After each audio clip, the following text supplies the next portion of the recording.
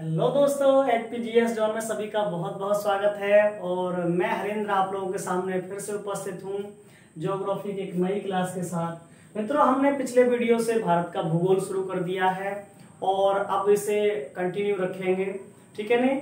और देखिए, तो आज का जो टॉपिक है हमारा वो है भारत के पड़ोसी देश एवं उनकी सीमा रेखाएं, ठीक है। इससे पहले सामान्य भारत का भूगोल मैंने पढ़ा दिया है। जिन लोगों ने पिछला वीडियो नहीं देखा है वो देख लीजिएगा, क्योंकि आप लगातार देखेंगे उनको तभी वो आपको समझ में आएंगे और आसानी से याद रह पाएंगे, ठीक है।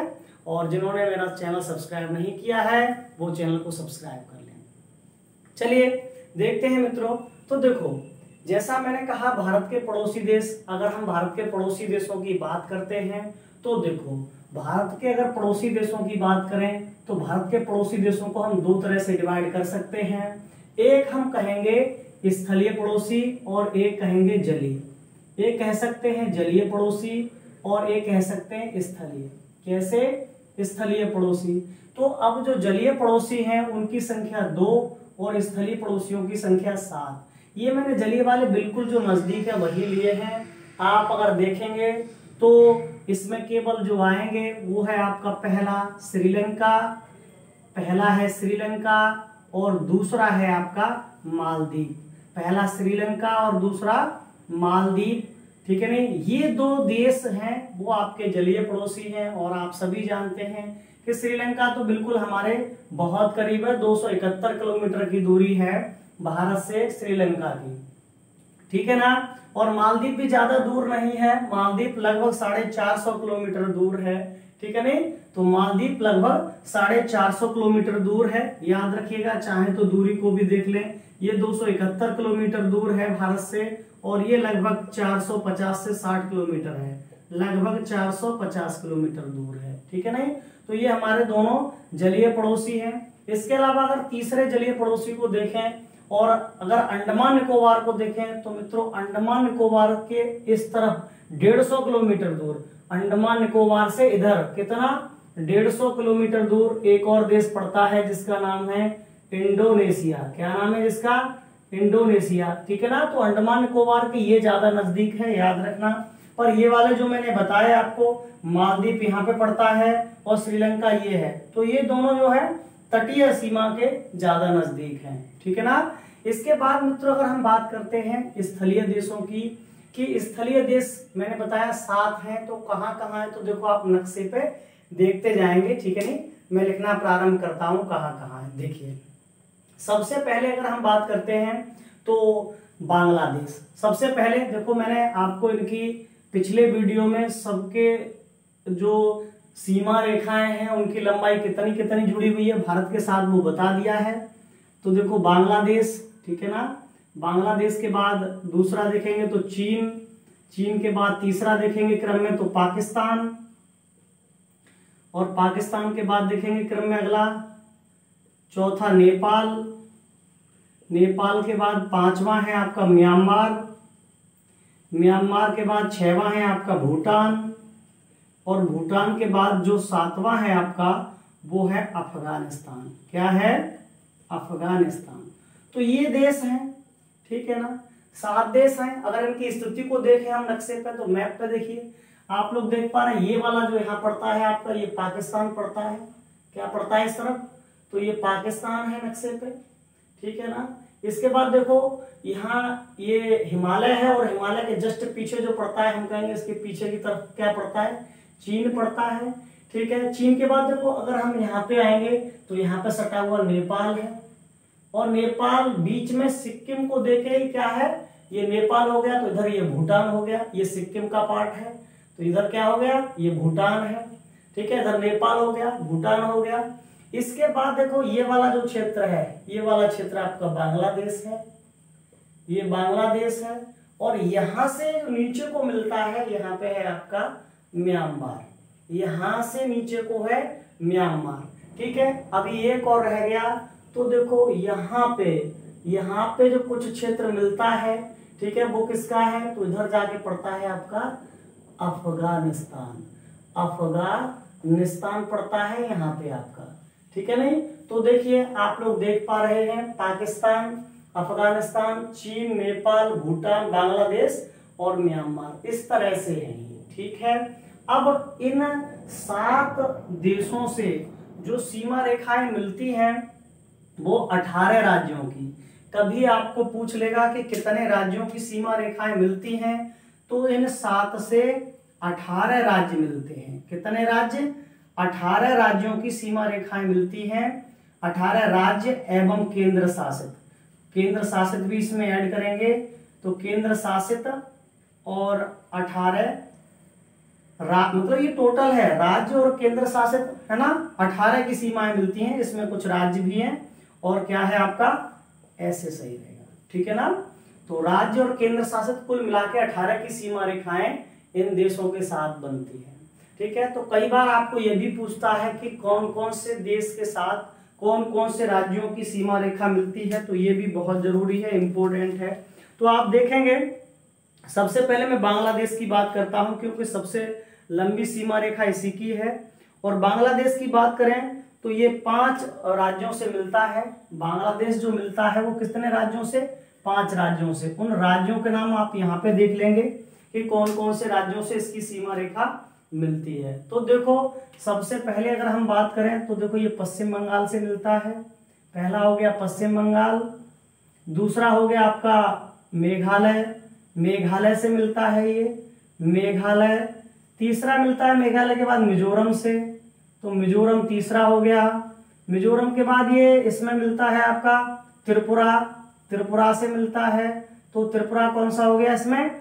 चौथा हो गया। ठीक है, नहीं, त्रिपुरा से मिलता है, वो चौथा है इसमें। और उसके बाद एक रह जाता है जो आपका इस तरफ पड़ता है, असम। एक और रह जाता है इसमें, वो कौन सा है? असम। तो आप देख पा रहे हैं ये क्रम संख्या 1, 2, 3, 4 और 5 राज्यों की जो सीमा रेखा है वो बांग्लादेश के साथ है। ठीक है, अगला देखिए, पाकिस्तान की बात करते हैं कि पाकिस्तान कौन कौन से राज्यों से मिलता है।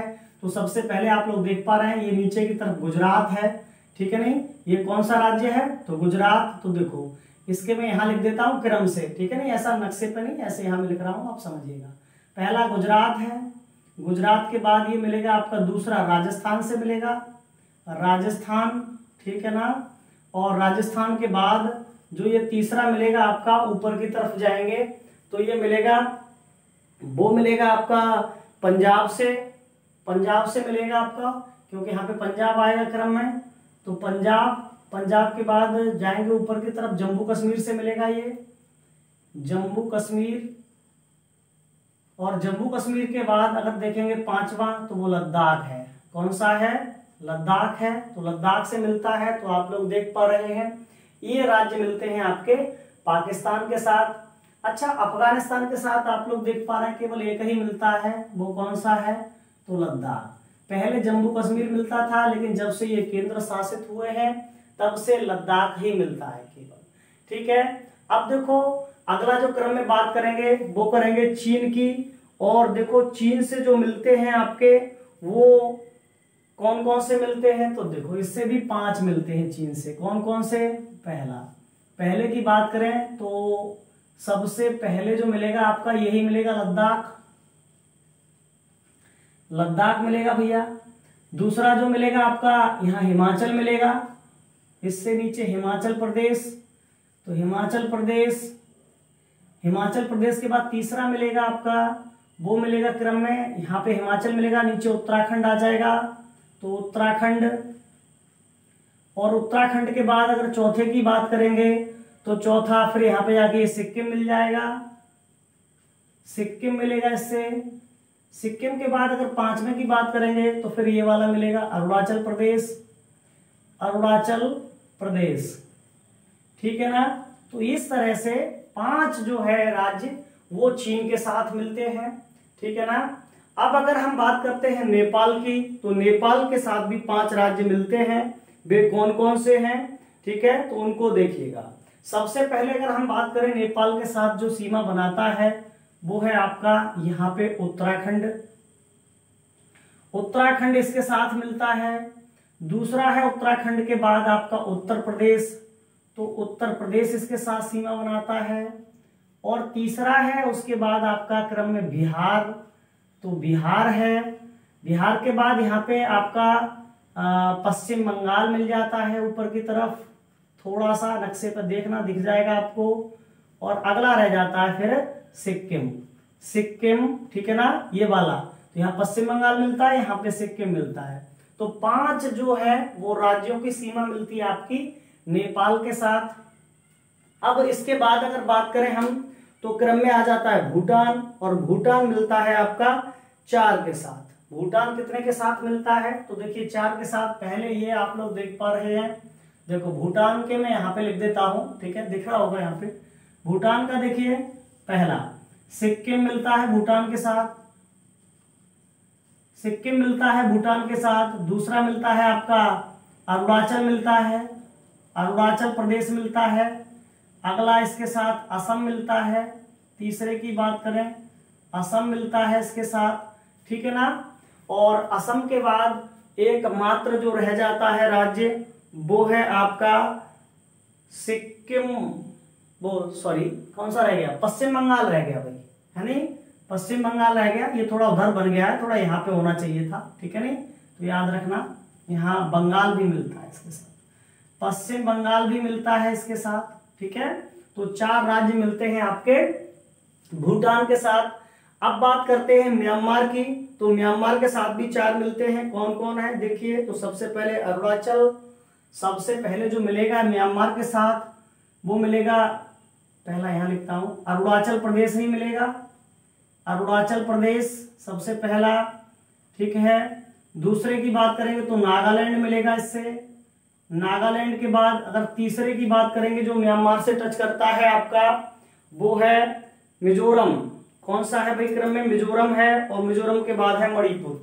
तो यहाँ पे है आपका मिजोरम, मिजोरम, मिजोरम के बाद क्या है आपका, तो वो है फिर आपका मणिपुर, फिर है आपका मणिपुर। तो ये वाले जो हैं 4 मिलते हैं आपके म्यांमार के साथ।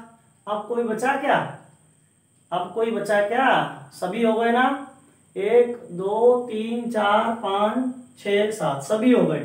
तो इस तरह से ये आपके राज्य हैं जो इन अंतरराष्ट्रीय सीमाएं बनाते हैं इन देशों के साथ, ठीक है ना। अच्छा, इसके बाद देखो मैं आपको एक और बताता हूं कि कुछ प्रमुख सीमा रेखाएं, जैसा आप लोग देख रहे हैं टॉपिक में जो प्रमुख सीमा रेखाएं हैं उनकी बात भी इसी वीडियो में कर लेते हैं, ठीक है। तो देखो प्रमुख अगर सीमा रेखाओं को देखें तो आपने कुछ सीमा रेखाओं के नाम सुने होंगे, जैसे रेड क्लिफ सीमा रेखा है, आपकी मैकमोहन है, 24वीं समांतर रेखा है, ऐसे नाम आप लोगों ने सुने होंगे। तो मैं आज इस वीडियो में वही बताने वाला हूं आप लोगों को, ठीक है ना। अब देखो अगर हम सीमाओं की बात करें तो कुछ प्रमुख सीमाएं हैं जो पूछी जाती हैं। सबसे पहले अगर हम सीमा की बात करें रेड क्लिफ, कौन सी भाई, रेड क्लिफ की बात करते हैं। नहीं क्रम से चलिए, रेड क्लिफ नहीं क्योंकि फिर क्रम गड़बड़ हो जाएगा। सबसे पुरानी सीमा से बात करते हैं, तो सबसे पुरानी सीमा रेखा है इनमें डूरंड। कौन सी है, डूरंड सीमा। तो जो डूरंड सीमा है ये किन किन के मध्य है, तो सबसे पहले तो देखो ये खींची गई है 1896 ईस्वी में। कब खींची गई थी, 1896 ईस्वी में डूरंड खींची गई थी। और देखो जब ये खींची गई थी तो किस किस के मध्य थी, तो ये थी खींचे जाते समय भारत के और अफगानिस्तान के मध्य, भारत और अफगानिस्तान के मध्य इसको खींचा गया था। ये कब की बात है, तो 1896 में जब ये खींची गई थी तो इनके मध्य खींची गई थी।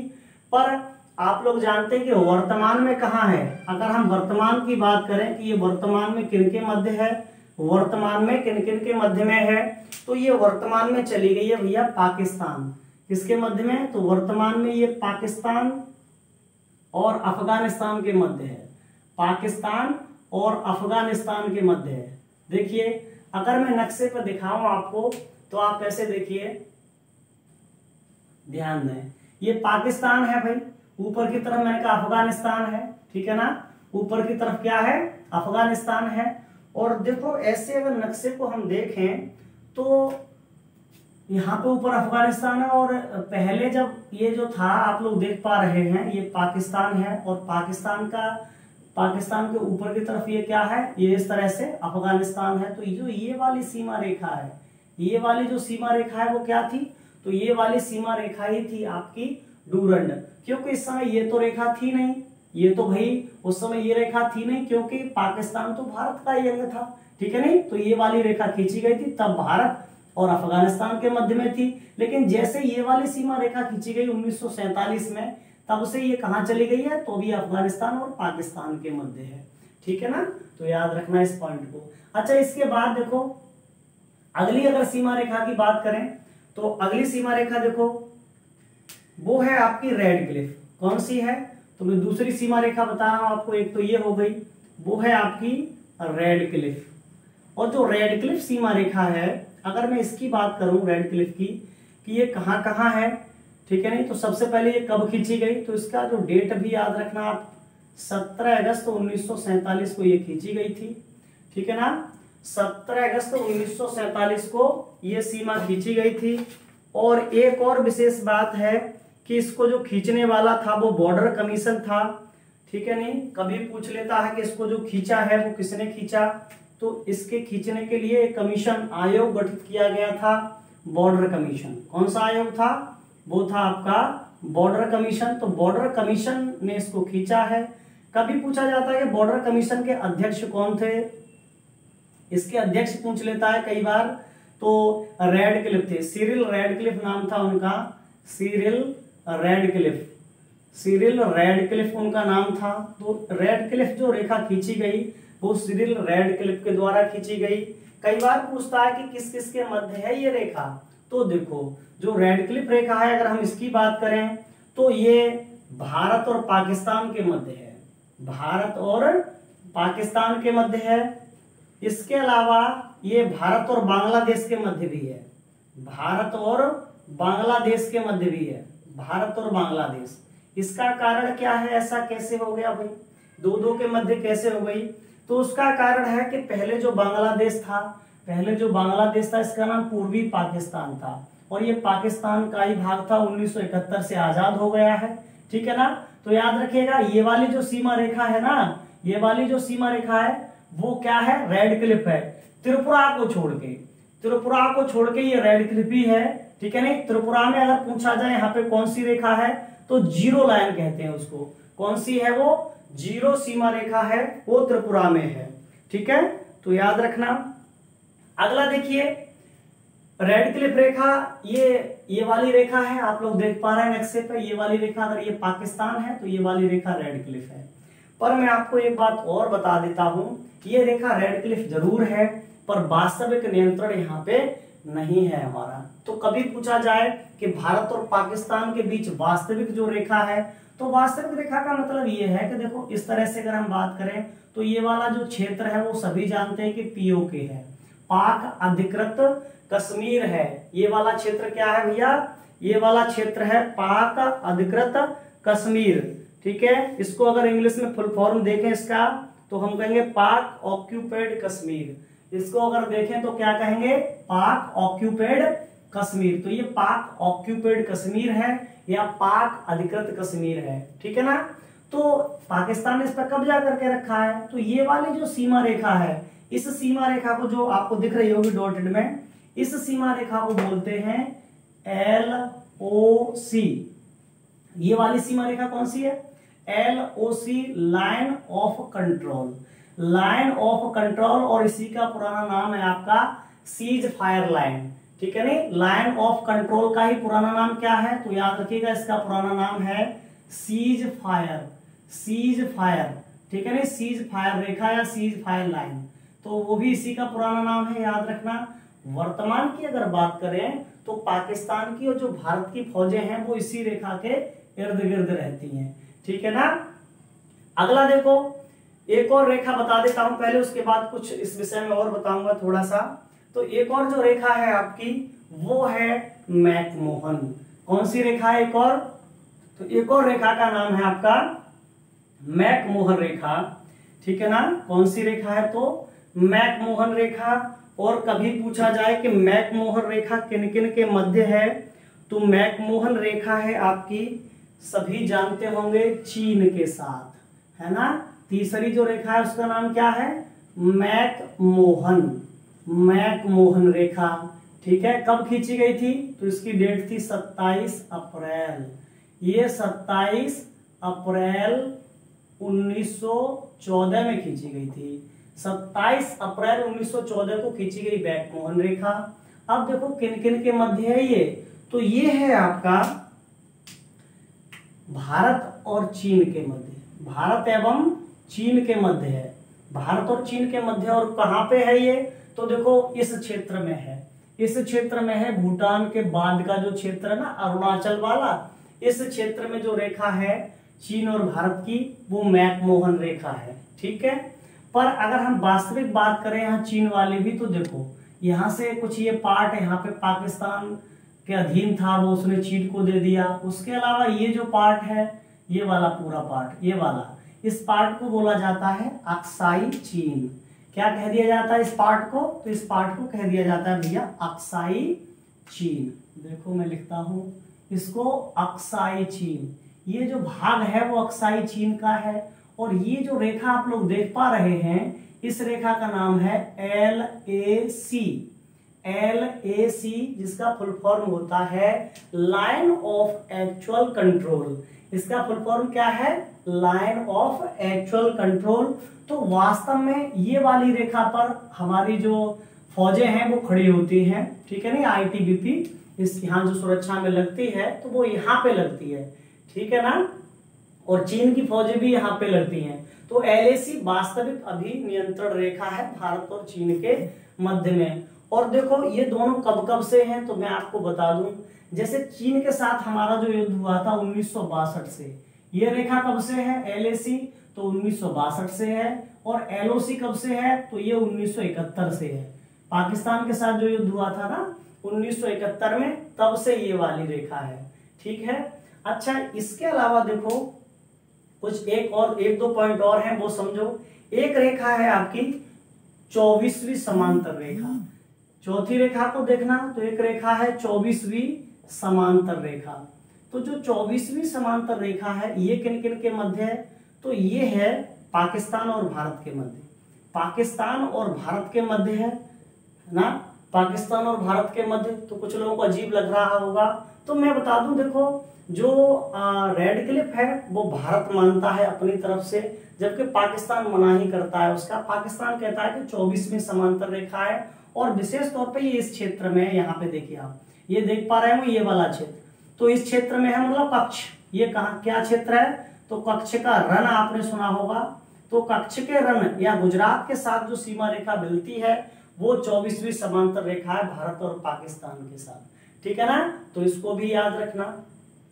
अब देखो कभी कभी एक पॉइंट बन जाता है आपका इससे कि जो जम्मू कश्मीर है उसका जब इतना भाग घिरा हुआ है, तो भारत के क्षेत्र में कितना रहता है, भारत के पास कितना रहता है भाई। ठीक है ना, तो मैं आपको बता दूं कि भारत के पास क्या स्थिति है इसकी। अगर हम कुल जम्मू कश्मीर को देख लें, तो देखो जम्मू कश्मीर का जो भाग है वो बहुत सारा भाग पाकिस्तान ने और चीन ने घेर रखा है। तो कई बार ये परसेंटेज पूछ ली जाती है, तो देखो मैं आपको डिवाइड करके बता देता हूँ। जम्मू कश्मीर 3 जगह बटा हुआ है। ठीक है नहीं, तो इसमें आप देखेंगे भारत के कब्जे में है कुछ तो जम्मू कश्मीर, कुछ जो है वो आपका पाकिस्तान के कब्जे में है। पाकिस्तान के अलावा कुछ जम्मू कश्मीर चीन के कब्जे में भी है। ठीक है नहीं, चीन के कब्जे में भी है। अगर हम इनकी प्रतिशतता की बात करें कि वो कितना कितना परसेंट भाग है, तो आप देखिए ये जो भारत के पास है वो लगभग है आपका 42%, या हम ये कहेंगे 42 से 43% भाग किसके पास है, तो वो भारत के पास है। ठीक है नहीं, 42 से 43% भाग भारत के पास है। आप इसको 44 लिख सकते हो, 43 से 44, चलो 44 कर लो, ठीक रहेगा।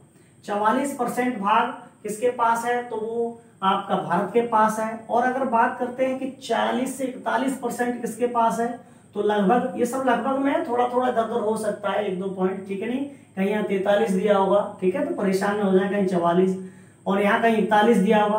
पाकिस्तान के पास 40% है, बाकी कितना रह गया, लगभग 15 से 16%।